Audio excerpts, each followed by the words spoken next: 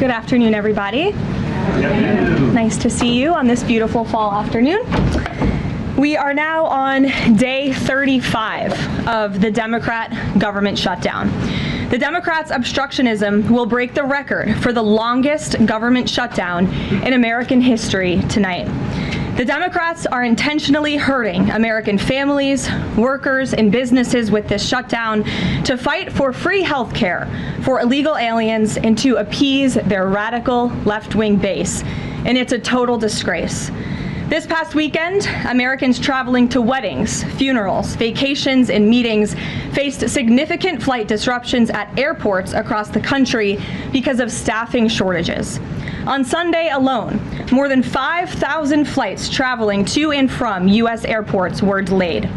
Since the Democrat shutdown began, 4 times as many staffing shortages have been reported at air traffic control facilities compared to last year. TSA checkpoint wait times ballooned past 3 hours at Houston's George Bush Intercontinental Airport, with some passengers enduring up to 5 hours in line. At nearby William P. Hobby Airport in Texas, security wait times are routinely exceeding 1 hour. More than 13,000 air traffic controllers are continuing to work without pay. Because of the Democrats, these men and women who keep our airspace safe and moving will miss a second paycheck in a row this Friday if Democrats refuse to open the government. Let me be clear to our incredible air traffic controllers across the country. President Trump and Republicans want you to get your paychecks. They want you to be paid. Please call on your Democrat senators and tell them to side with President Trump and Republicans to vote to reopen the government. Our nation's 4 largest airlines, United, Delta, American, and Southwest, have now all endorsed the Republican, nonpartisan, clean funding bill to end the government shutdown. Major unions, collectively representing tens of thousands of pilots, have also joined the airlines in calling on Democrats to pass the clean, nonpartisan CR. The travel industry is also imploring Democrats to end the shutdown and reopen the government. Nearly 500 companies and groups in the travel business, including casinos, hotels, and convention bureaus, signed a public letter warning that America's travel economy has already lost $4 billion due to this Democrat shutdown, and they have called for the Republican CR to be passed, saying Americans expect and deserve a fully functioning federal government during the peak holiday travel season. Never before have we seen private industry and union leadership so unified on the same issue, rallying behind Republicans in such a vocal way. The Democrats have completely lost the plot. They are endangering the safety, prosperity, and livelihoods of millions of Americans. It's well past time Democrats do what they did 13 times under Joe Biden and pass the clean funding bill extension. All we need are 5 Democrat senators to put country over party and vote to end this reckless shutdown. In other news, tomorrow will mark the 1-year anniversary of President Trump's historic election victory, where he won nearly 80 million votes, the popular vote, in all 7 swing states. This was the ultimate poll on November 5th. The president secured a mandate to make America great again, and he has delivered in record time.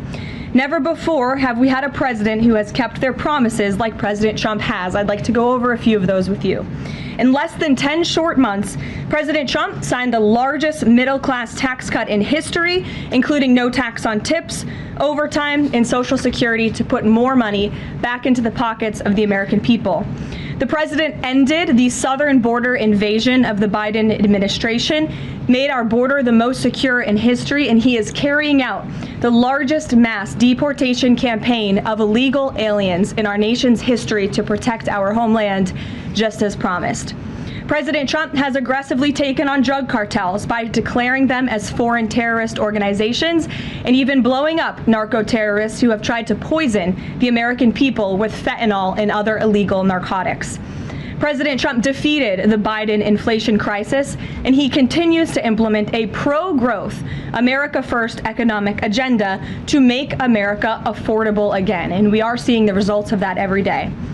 Inflation has remained low and steady, averaging just 2.5% compared to the painful average of 5% under Biden, and we know it was historically higher than that for most of President Biden's term. Meanwhile, real private sector wages are on track to rise by almost $1,500 since President Trump took office, a significant change to the Biden years where private sector wages declined and were being wiped out by inflation. President Trump has ended the reckless war on American energy and unleashed energy dominance, with gas prices now plummeting to their lowest average levels in more than 4 years. President Trump implemented powerful tariffs to rebalance America's trade deals, protect American workers, and returning our country to be a manufacturing superpower once again. As a result, the president has secured trillions and trillions of dollars in private and foreign investments into the United States, which are creating high-paying jobs for the greatest workforce in the world. The president has restored America's place as the leader of the free world through his unwavering peace through strength foreign policy that has already ended 8 wars and counting. And the president ended illegal DEI initiatives in our federal government and is returning our country to a merit-based society based on common sense. President Trump protected opportunities for women and girls to compete safely and fairly by continuing to keep men out of women's sports. Americans have a president who works tirelessly, literally 24/7, to improve their lives and make our country better than it has ever been before. So with that, today we will open it up to questions, and we will start with our independent journalist in our new media seat, Julio Rotas. Julio, please start. Thank you. Thanks, Karoline. So over the weekend in Mexico, a mayor in Michoacan, Carlos Manso, he was assassinated while celebrating Dia de Muertos with his family. His assassination has sparked a lot of outrage. A lot of Mexicans are very upset. They're blaming President Claudia Sheinbaum for not taking the cartel threat seriously enough. Yesterday, she said that, once again, she's not going to allow any foreign military intervention to take on the cartels on Mexican soil, and that Mexico is not going to pursue a drug war similar to what they've done in the past. So my question is President Trump satisfied with Claudia Sheinbaum's approach to cartels? And if not, has Manso's assassination kind of opened up some new options for the United States to pursue regarding cartels? Well, first of all, with respect to this specific news item and this alleged assassination that took place in Mexico, I know the Trump administration, we are aware of that, and of course we condemn all political violence anywhere in all forms. As for Claudia Sheinbaum and the president's relationship with her, I think he has a lot of respect for her as president of Mexico, and he also really appreciates the coordination that she has provided to the Trump administration. I can't speak for her and what she's doing internally in her country. I can speak for the president in saying we are continually pushing Mexico to do more to tackle the drug trafficking and the drug cartels within their country, and we are working with them in any way that we can. And the president has obviously used the full range of executive options in his authorities to crack down on drug trafficking at our southern border and to designate these cartels as foreign terrorist organizations and additional actions as well.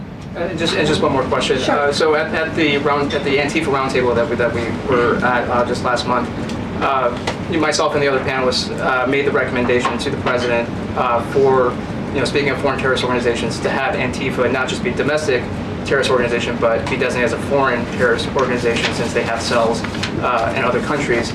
He mentioned to Secretary Rubio, because he was in the room at the time, to look into that. So I just wanted to see if there's an update on that. Sure. That process is most definitely taking place. I don't have any announcements for you on that today, but I can certainly assure you the administration is working on it, and I'll check in on it and get back to you, Julio. It's a good question. Thank you very much. Jackie. Thank you, Karoline. Zohran Mamdani blamed the president for bomb threats and intimidation at polling locations. He said, quote, part of the general approach of the Trump administration has taken to intimidate voters with baseless allegations of voter fraud as a means of trying to repress the voice of Americans across this country. I want to give you a chance to respond to that. Yeah, I saw those comments from Mamdani. I think they are completely irresponsible, and they are based on zero evidence. And I think this is just another example of how the Democrat Party unfortunately stands for nothing. All they stand against is President Donald Trump. And I think it's quite sad to see that we have someone at the top of the ticket on an election day today saying such things about the president when he obviously had absolutely nothing to do with those threats. And on the shutdown, Democrats have been pretty quiet about the president's push for the nuclear option, terminating the filibuster. Is there any concern around here that Democrats might actually want Republicans to get rid of the filibuster so that one day when they're in power again, the door's already open for them to pack the Supreme Court, give statehood to D.C. and Puerto Rico, make mail-in balloting permanent, those kinds of things? I think the president has been very realistic and strong in his position on the filibuster. He's been very vocal about it. I just spoke to him about it. He feels really strongly about this. Republicans need to play tough and they need to play smart. That's how the president feels. And we know that Democrats, if they are ever given a chance at power again in this city, they will absolutely take away the filibuster from the United States Senate. In fact, you had 49 Democrats who already voted to do this before. The only reason it did not move forward was because you had 2 Democrats who are no longer in office because they were run out of town by the far left radical base of their party. And so President Trump is quite clear on this. He wants to see Republicans move as many good pieces of legislation for our country forward in the next 3 years of his administration as they possibly can. And the filibuster is one means to doing that. I talked to Johnson and Thune about it. I know that they had both voiced some opposition. Have there been any conversations with them? He has. He's made his position to them very clear, both publicly and privately. Ouija. Can you help clear up some confusion about SNAP benefits? Because Sure. The president just posted that they will only be given out when the radical left Democrats open the government and not before. But just yesterday, the administration said it would comply with a court order to expend the full amount of SNAP contingency funds by end of business day yesterday. So did the administration distribute that money or defy that court order? No, the administration is fully complying with the court order. I just spoke to the president about it. The recipients of these SNAP benefits need to understand it's going to take some time to receive this money because the Democrats have forced the administration into a very untenable position. We are digging into a contingency fund that is supposed to be for emergencies, catastrophes, for war. And the president does not want to have to tap into this fund in the future. And that's what he was referring to in his Truth Social post. So the Department of Agriculture, as for the latest SNAP payment in the judge's order, put out guidance to states today on how to get that money to the recipients of SNAP.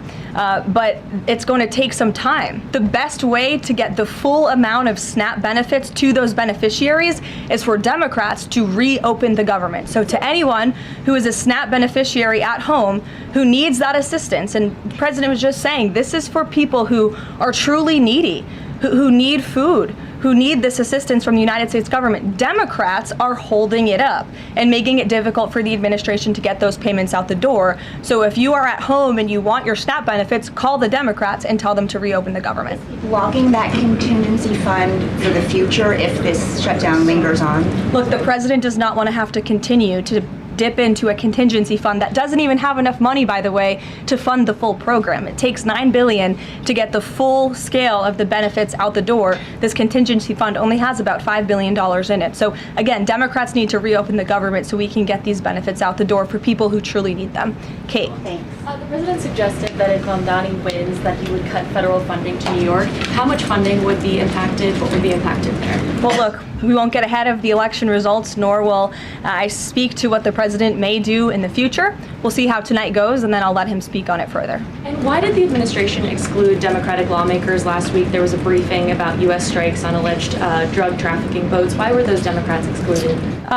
The administration has briefed Congress on these matters 8 separate times, and Democrats have been included in those briefings. In fact, I know that Secretary Rubio will be on Capitol Hill tomorrow to brief the Gang of 12, which includes Democrats as well. So the president's made it very clear, if senators want to understand the administration's operations against narco drug traffickers, we are very happy to speak with them about that, and we will continue to do so. But we've been incredibly transparent. As I said, there's been 8 briefings on this topic, with the 9th coming tomorrow. Rachel. Thanks, Karoline. There's been some reporting out there about the possibility of furloughed workers not getting back pay. We know that the president signed that bill into law in his first term.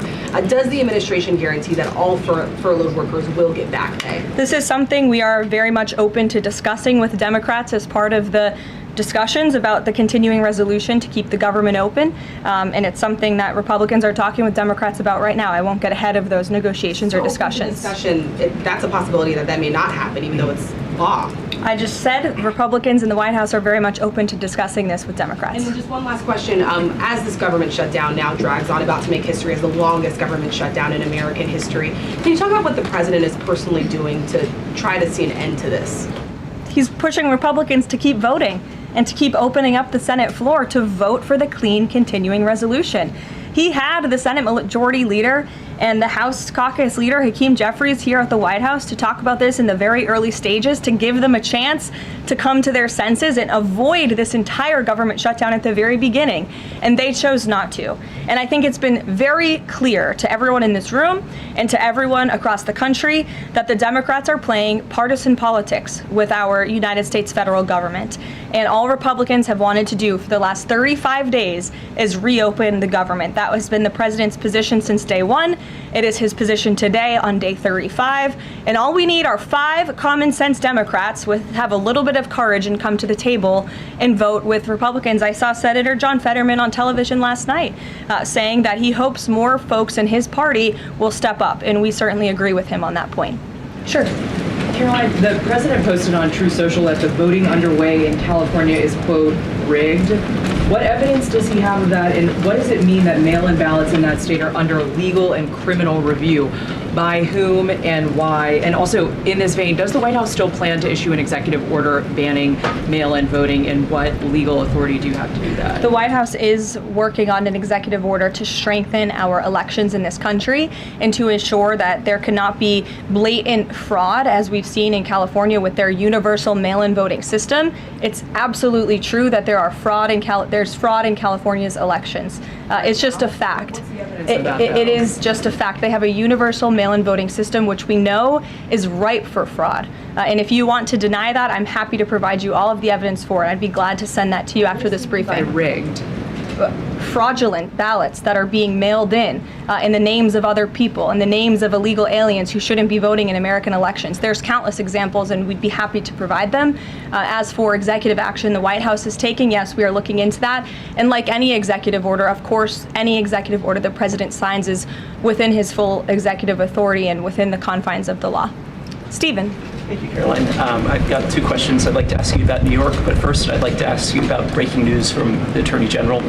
She revealed just about an hour ago that the Biden Justice Department seized President Trump's official first-term phone and subpoenaed his private phone records. Do you have a reaction to that? And also, do we know if they actually got those private call records? I saw the Attorney General's post on that. For additional questions, I would refer you to the Department of Justice, but I think this is just further evidence of the egregious overreach and weaponization of government that took place under the previous White House against then former President and now President Donald J. Trump. It was a clear effort by the Biden White House and the Biden DOJ to go after the president, and this is just further evidence of that. On New York, we've seen the president's messages that he's put out, but could you describe how he's feeling as a New Yorker watching this election? Well, the president is a New Yorker and he loves New York. It is his home. He talks about that all of the time, and he's made his thoughts on this election quite clear, I think, himself. In the back, yes, go ahead. Thank you. Over the weekend, there were reports. I was going to you in the green, but go ahead and then you can have your question. Thank you. Over the weekend, there were reports that President Trump was due to host President of Syria, Ahmed al-Sharia, on Monday. Do you have any preview for that meeting? Is he expected to invite him to join the U.S.-led anti-ISIS coalition? I can confirm that that meeting will be taking place here at the White House on Monday, and this is part of the president's efforts in diplomacy to meet with anyone around the world in the pursuit of peace. And as you know, when the president was in the Middle East, he made the historic decision to lift sanctions on Syria to give them a real chance at peace. And I think the administration, we've seen good progress on that front under their new leadership. And so he will be here at the White House on Monday, and I'll let the president speak further on it on Monday. Yes, go ahead. Thank you, Caroline. I was just curious, you had mentioned there that President Trump, as we know, has been speaking with Republican leaders in Congress about reopening the government. Is he involved in any other negotiations? And is he prepared to sign something if a deal does come out by the end of this week? On top of that, with SNAP benefits, does he have any authorities or considering any authority there to release more funds to help people who are desperately needing these benefits? So look, I think I've already answered the question on SNAP. We're complying with the court's order and we're getting that partial payment out the door as much as we can and as quickly as we can, but it's going to take some time because again, this is a prorated payment that we're tapping into a contingency fund for. The best way to get those payments out the door is for Democrats to reopen the government. But yes, the president is in constant communication with his friends on Capitol Hill. They know, they call, he answers, he picks up the phone. He's a very transparent president in that way. And as soon as the Democrats pass the clean continuing resolution, President Trump will be here to sign it. Michael. Thank you, Caroline. President Trump has threatened to go into Nigeria guns a-blazing if Nigeria's government does not stop the killing of Christians in that country. Has the White House heard back from Nigeria's government on this threat? As the president stated, Michael, if the Nigerian government continues to allow the killing of Christians, the United States will immediately stop all aid and assistance to Nigeria and may take action to wipe out the Islamic terrorists who are committing these horrible atrocities, especially against innocent women and children. I don't have any further announcements on that for you today, but I can assure you the President of the United States is watching this situation unfold very closely, as is our Secretary of State, Marco Rubio. Question, Caroline. President Trump has endorsed Andrew Cuomo in New York City's mayoral race. He has not by name endorsed Winsome Sears in Virginia's gubernatorial race. Why is that? Look, as you know from this podium, I'm quite limited in what I can say with regards to ongoing political elections. I think the president has spoken for himself and what he wants to see take place in these elections today. Leavitt. Thank you. I would like to ask you about India-US relationship. What is President's thoughts on the future of India-US relationship? I'm sorry, Leavitt, can you repeat that? What is President's thoughts on future of India-US relationship? I think he feels very positive and strongly about it. As you know, he recently, a few weeks back, spoke to Prime Minister directly when he celebrated in the Oval Office Diwali with many high-ranking Indian American officials here at the White House. We have a great U.S. ambassador to India in Mr. Sergio Gore, who will represent our country very well. And the president and his trade team continue to be in very serious discussions with India with respect to that topic. So I know the president has great respect for Prime Minister Modi, and they speak pretty frequently. Thank you. Hi, yes. The air traffic controller crisis ongoing. Secretary Duffy said he will now start to cancel and ground flights next week to maintain safety. Should people fly next week given this new information? And is the administration encouraging people to stop flying altogether and look at alternative transportation modes? The administration is encouraging Democrats to reopen the federal government so this chaos and disruption to our air traffic control system in the United States of America stops. It is ridiculous that we have even gotten to this place and that the Democrats have continued to shut down the government with 35 days, our air traffic controllers continuing to work unpaid, every single major airline in our country coming out and begging the Democrats to please reopen the government. And you had a Democrat staffer who was quoted, I believe in Politico a few weeks back, saying, short of planes falling out of the sky, we are not going to reopen the government. That is a reckless and dangerous statement from someone who didn't want to put their name on that statement, but we know it came from the Democrat Party. And I think we're very clear. We want to reopen the government so we can resume travel in the safest and most efficient way possible, especially as we head into the busiest travel season of the month. We have Thanksgiving in a few weeks. And so Americans across the country need to make it very clear to their Democrat representatives that we want this government to be reopened so we can resume safe and efficient travel. Fran. Caroline, as of last I checked, the president still had not commented on the death of former Vice President Dick Cheney. Is the White House involved in the funeral arrangements in any way? Does the president plan to speak at the funeral? Has he spoken to anyone in the Cheney family today? And does the White House have an opinion on whether or not the former vice president should lie in honor or stay in the Capitol? I don't believe the White House is involved in that planning, or at least hasn't gotten to it yet. I know the president is aware of the former vice president's passing, and as you saw, flags have been lowered to half staff in accordance with statutory law. Jasmine. Thank you. Back on the question of the filibuster, how much political capital is President Trump willing to expend to get Republicans to do what he's asking? I mean, will we see him at the Hill? Will he be calling folks over here? What exactly is President Trump planning to do outside of these true socials and maybe some of these private conversations to get Republicans to fall in line? Look, I think you'll see. I think you'll see the president continue to engage very strongly and consistently with his friends on Capitol Hill. I don't have any meetings to read out for you at this time, but I think you should stay tuned and keep your eyes on Truth Social on this matter. The president's making his position on it quite clear. And again, he is right. Republicans need to play tough. We know that this is what the Democrats will do if they are ever given the keys to power again.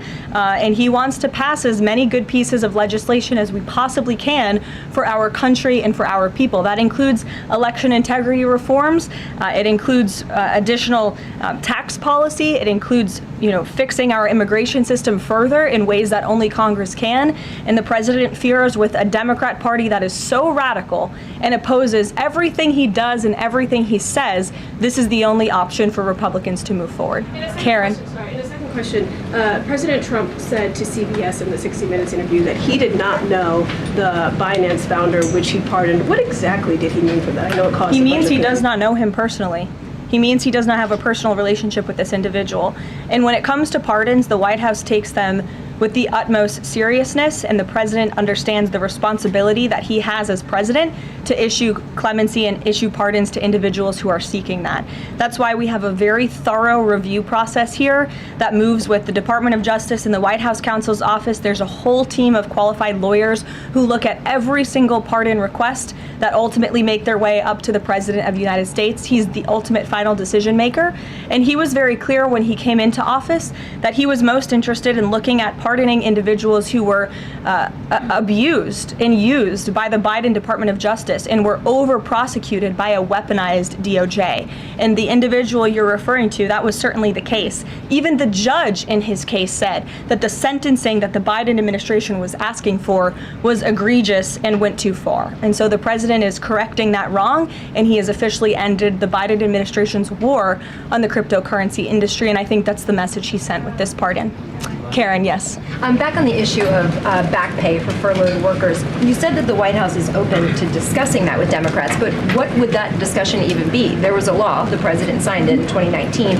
What could a discussion look like? Why is that even open for discussion? Look, Karen, as I said, Republicans are talking about that with Democrats right now, and I don't want to get in the middle of those sensitive conversations. But as we've complied with the SNAP order, the White House, the administration is always going to comply with the laws. We're always going to comply with the ruling of judges across the country. But the Republicans are discussing this matter with Democrats right now. Why would there even be a consideration of not paying those workers? Tom Dempsey, News Nation. Big day in the Supreme Court tomorrow with President Trump's tariff policy facing a legal challenge. What's at stake with that case? And if the Supreme Court rules against the Trump administration, what is Plan B for trade policy? I'll tell you, the White House is always preparing for Plan B. It would be imprudent of the president's advisors not to prepare for such a situation. With that said, we are 100% confident in the president and his team's legal argument in the merits of the law in this case, and we remain optimistic that the Supreme Court is going to do the right thing. The importance of this case cannot be overstated. The president must have the emergency authority to utilize tariffs. Look at what President Trump has been able to do with the leverage and the power of tariffs. He's been able to sign peace deals all over the world and end global conflicts and literally save lives. He's been able to bring in trillions of dollars of investments into our country. In fact, this year alone, we are going to cut the deficit by $600 billion, namely because of the president's effective use of tariffs. And the president strongly believes that economic security is a matter of national security. And tariffs have a lot to do with that. And this case is not just about President Trump. It's about the use of this emergency authorization for tariffs for future presidents and administrations to come. And we're confident and hopeful that the Supreme Court will do the right thing. Kristen. Why did President Trump get an MRI during his recent visit to Wall Street? Look, as President Trump said, he would inquire with the physicians. I'll check back on that. But as the physical itself stated, Kristen, and as you all know, because you are all witness to it, every single day the president is in optimal physical health. This was a follow-up appointment, and we provided a detailed readout of that physical. I'm happy to give it to you again, and I can inquire further. With all due respect, an MRI is a very specific procedure. It's done on a part of the body looking for something specific, so it's not generally part of any kind of routine checkup. And in addition, President Trump has said that he wants to be transparent. He told us to ask the doctors, which we have and have not heard back. Why don't we have more information on this? As I said, I'll check back for you. Go ahead. Caroline, can you update us on the mediation efforts this administration is leading in Sudan, trying to achieve a ceasefire there? Sure, yes. The United States is actively engaged in efforts to bring about a peaceful resolution to the terrible conflict in Sudan. We remain committed to working with our international partners, including Quad members, Egypt, Saudi Arabia, the UAE, as well as others, to lead a negotiated peace process that addresses both the immediate humanitarian crisis and the longer-term political challenges. I actually spoke with Secretary Rubio about this morning, as of course there's been, kind of an uptick in recent reporting on the matter, and he assured me that the administration is very much engaged. We're in pretty frequent communication with those Arab partners that I just mentioned, and we want to see this conflict come to a peaceful end, just as we have with so many others, but the reality is it's a very complicated situation on the ground right now. Yes. Hi, yes. Just trying to go back into the subject of Mexico. Is the Trump administration planning to send U.S. troops to Mexico to combat drug cartels, as reported by other outlets? That's not something I would confirm from this podium if it were happening, so I will not comment on that. Eamon. Thank you, Caroline. Why did the president decide not to go to the Supreme Court tomorrow? He had indicated earlier that he might want to go and attend in person. Yeah. Now he's saying he's not going to go. Why? The president did have an interest in attending the Supreme Court hearing tomorrow, as I just expressed how important it is to him, the administration, and the country, this case. But he is traveling to Miami tomorrow, as you all know, to give an economic address with the mayor of Miami and many global business leaders to talk about his historic success with the economy over the past 10 months and talk about sort of where we are headed as a country in terms of our economy. So he'll be traveling tomorrow on the road in Miami. That's why he won't be here, but Secretary Scott Bessent will be in attendance at the hearing tomorrow at the request of the president. He has said that he doesn't want to export the high-end NVIDIA chips to China, but the Wall Street Journal reported yesterday that there was some question about whether the president would raise this as a possible concession with the Chinese side during his meeting with Xi Jinping. So does the White House consider NVIDIA chip exports to China to be a closed issue right now, or is this an ongoing negotiation between the United States, China, and NVIDIA at this point? The president has made his position on this very clear, both to the Chinese and also to all of you. He's answered this question directly. As for the most advanced chips, the Blackwell chip, that's not something we're interested in selling to China at this time. Annie. Does the president think that the results of the Virginia or New Jersey gubernatorial races tomorrow, or statewide races tomorrow, will in any way reflect a voter sentiment towards his administration?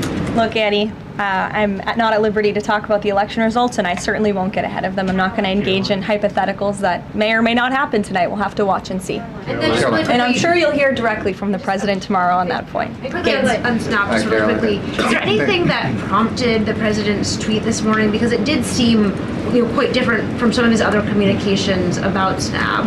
It seemed a little bit out of the left field. I'm just wondering if he had a conversation or if there's anything you're aware of that caused him to decide to, at around 11 o'clock, to send out that message. Look, the president is constantly well read on the news, as you know, and he is very much aware we are in day 35 of a government shutdown in which these SNAP benefits, we're pushing them out the door. USDA put out that guidance to the states this morning. The president was aware of that, and he wants to make it very clear that these benefits are in jeopardy because of the Democrats, and they should just open the government so that we can continue getting these funds out the door in an easier and more efficient way. There's some new reporting that just dropped a few minutes ago that the Trump administration is negotiating with the makers of Ozempic to sell some weight loss drugs for $149 a month. That's according to the Wall Street Journal. Do you have any more information on that? Can you confirm that? I think the president has said himself in previous Most Favored Nations announcements that this is something that the administration has been engaged in and looking into. I won't get ahead of the president on any future announcements, but I will echo his strong commitment to bringing down drug prices in this country. And you've heard it directly from Secretary Kennedy and Dr. Marty McCary and his entire Health and Human Services team, how committed the president is to bringing down the cost of drugs, and we're working with pharmaceutical companies to do that every day. Very quickly, Karoline, on SNAP. I know it's been asked, and I know we asked it, but I want to put a fine point on it. You talked about the president's post here, and he wrote that SNAP benefits will only be given when radical left Democrats open up the government. I understand your previous answers, but as written, how would that not violate the court order as it's written? I've now answered this question several times, Gabe. We are complying with the court's order. We are getting the payments out the door as quickly as we can. USDA sent the guidance to the state. The president is referring to future SNAP payments. He does not want to have to keep tapping in to an emergency fund and depleting it. In the case of a catastrophe in this country, he wants to have those funds preserved, as they should be. And he's made it very clear Democrats should reopen the government. I have one final positive note for all of you. I told you I would keep you posted when the White House would resume public tours. Well, I'm pleased to announce the Office of the First Lady has reopened the doors for public tours on Tuesday, December 2nd. There will be an updated route, of course, for guests in light of the ballroom construction that's taking place, but we very much look forward to celebrating the holiday season. And the public and members of Congress and anyone who wants to come visit the First Lady's beautiful decorations is welcome to go to whitehouse.gov/visit to sign up for a tour. Thanks, guys. We'll see you tomorrow.